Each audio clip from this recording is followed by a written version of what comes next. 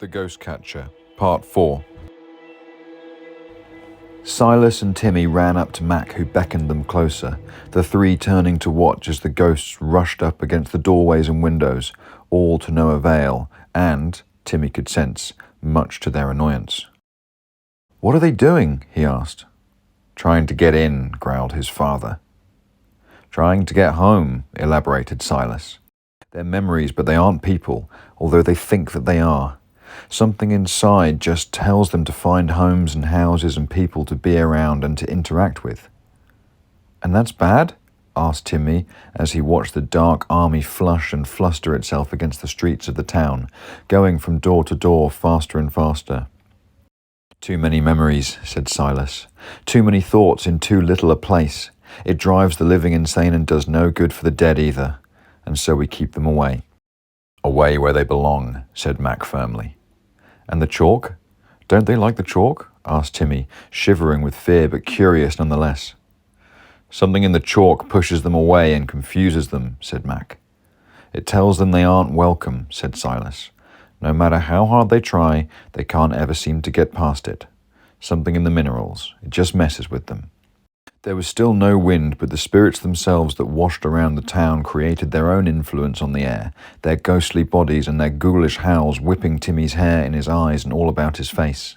They seemed to be getting even more restless, agitated, and even angry. "They'll be coming back soon," said Silas. Looking around him, he surveyed the chalk circles that were laid out on the square. He beckoned Mac and took Timmy's hand again, walking them both out of the range of the hexagon and unclipping Timmy from his belt. Silas unslung the net from his back, unfurled it, and with a practiced twist and throw, flung it over the two barrels and much of the rest of the square.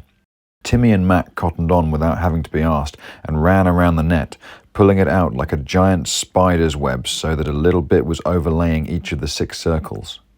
The giant trap set, Silas, Mac, and Timmy regrouped at one edge, the tavern at their backs, the town laid out before them, ravaged by the maddened and chaotic spectres. "What will they do if they can't get in?" asked Timmy. "Won't they just go away?" "They ain't that clever, unfortunately," replied Silas, lighting his pipe as he spoke.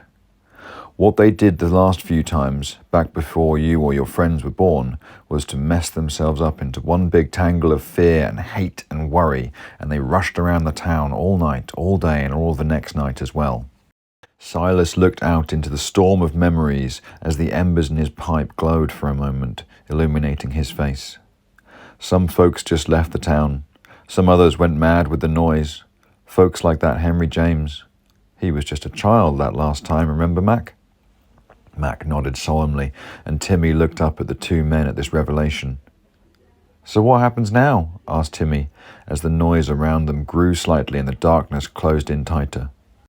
"Hopefully our trap works again like it did last time," said Silas, motioning towards the net over the chalk circles. "But maybe this time I'm thinking it'll take something more." The dark, swirling masses of ghosts had almost made it back to the square, having tried every house and home in the town to no avail. Timmy looked back at the tavern and through one open window spotted Skell peering out, with Jeff timidly stood beside him. Timmy waved. His friend waved back. The darkness grew closer. "Here they come," said Mac, as the howls and cries became so loud and the wind built up once again. "Won't they be just as afraid of this chalk as the other stuff?" Timmy asked, backing up against his father's leg as he did. Silas looked back over his shoulder and winked at him. "They will be. But sometimes fear isn't the only thing a memory can feel." With that, he said no more and turned back to the maelstrom of memories that had poured back into the square, rushing around and above and over them, and as they did, Timmy watched the ghost catcher very carefully unhook the quick draw from his sling and ready himself to throw.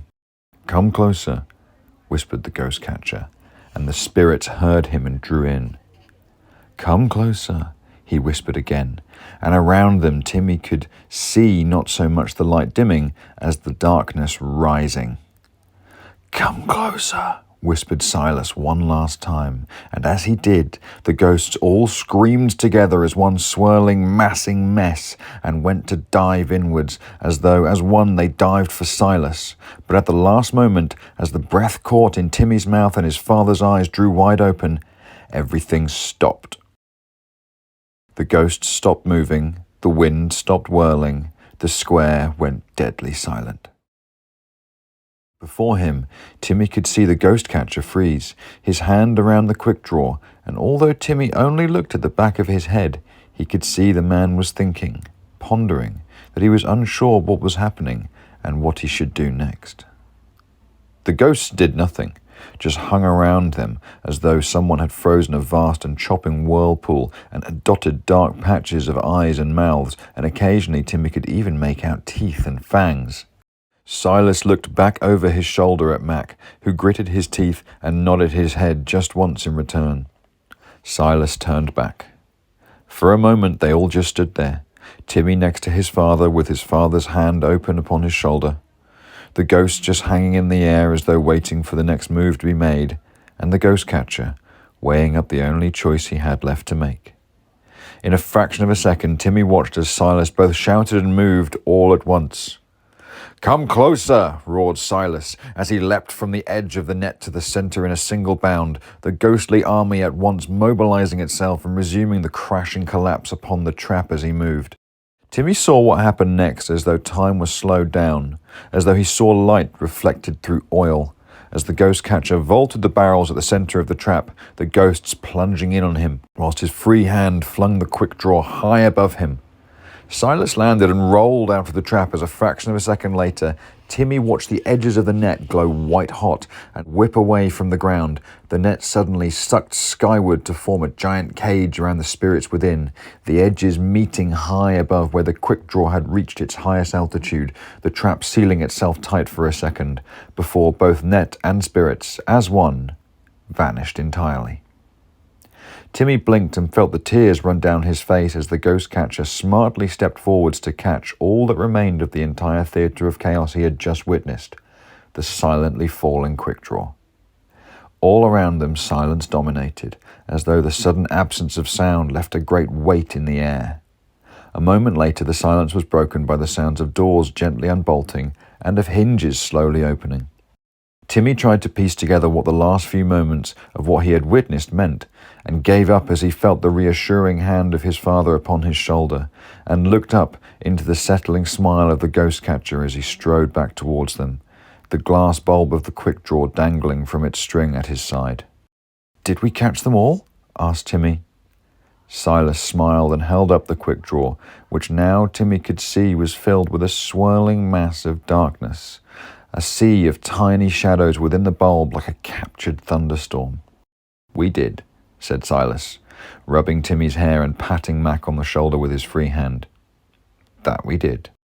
Later that night, Skell opened up the tavern again as it was agreed by consensus that a stiff drink was required all round, and though many folk offered to buy him one, the ghost catcher only shared the one brandy with Mac before bidding everyone a farewell, leaving Henry still slightly shivering but smiling by the fire, leaving Jeff and Timmy who sat upon the bar, wrapped in the same blanket, a mug of cocoa steaming by their side, leaving Skell the bartender and everything else to wander back through the quiet again streets.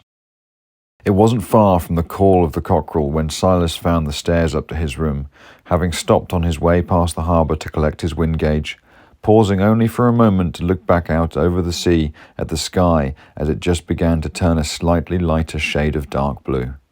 Home at last, the ghost catcher slipped off his slings and pinched out his lantern before hanging his equipment up once again. He raised the quick draw to his eye one last time to stare into the swirling blackness, before he found a small label on a string, much like one might use to attach to a gift for a loved one, and tied it firmly to the bulb, before writing on it in clear capitals the words, "Timothy," then hanging it up on a nail that earlier that day he had hammered into the beam. As the ghost catcher lay down to sleep, he looked up one last time at the bulb hanging with Timmy's name on it, and then at the one that hung next to it, that contained a similarly swirling mass of mist and shadows that also bore a label. Silas Finbar could remember it as though it were yesterday when he had hung that bulb up and had written the name, Macallan, and the 6 or so that hung before it, each with a label, each containing that same swirling mist of memories. As he dropped off to sleep, the ghost catcher wondered with fond curiosity how many more he would collect in the time that he had left. The end. This was a recording of The Ghost Catcher, written and read by Rich Pearson.